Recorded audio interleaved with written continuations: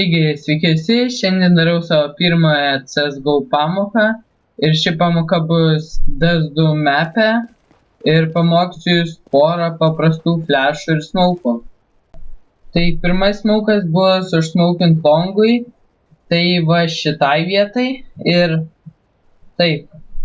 Čia mano greičiausias būdas, tai pasiimti, va šitie du taškai yra, tai prieš juos atsistoti, nustaikyti tą kampą ir pašokti ir mesti. Ir tai, mano manimu, tai geriausias smaukas. Ir beveik visada pavyksta. Taip, keliaukime prie antrojo. Taigi, antras smaukas bus skirtas midui. Pavyzdžiui, jei norite rašinti shortą, arba midą, arba į lower tunnelius eisite per midą. Tai tiesiog atsistojate maždaug per vidurį, ties spawno ir va čia. Nustaikote šiek tiek dešiniau, pašokate ir metate. Ir šitas smaukas tikrai visada pavyksta. Ir keliaukime prie trečio smauko. Taigi, trečias smaukas bus skirtas C-tam, crossnant per miną. Ir taip.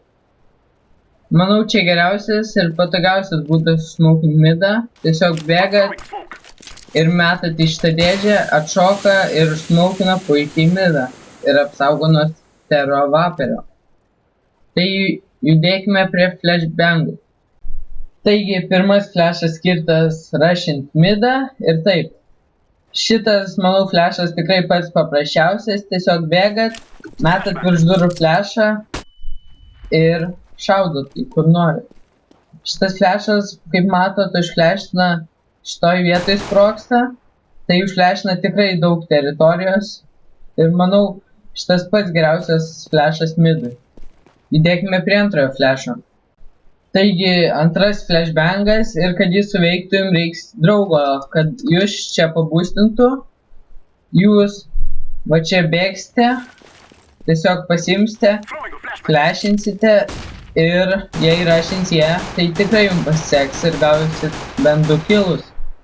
Taigi, judėkime prie trečio flashbango. Taigi, trečias flashas bus skirtas terams, rushinant į B.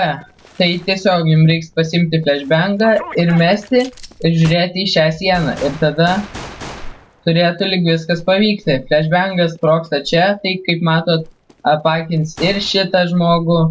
Ir jei čia stovi kažkas, kad ir už mašinos stovėtų.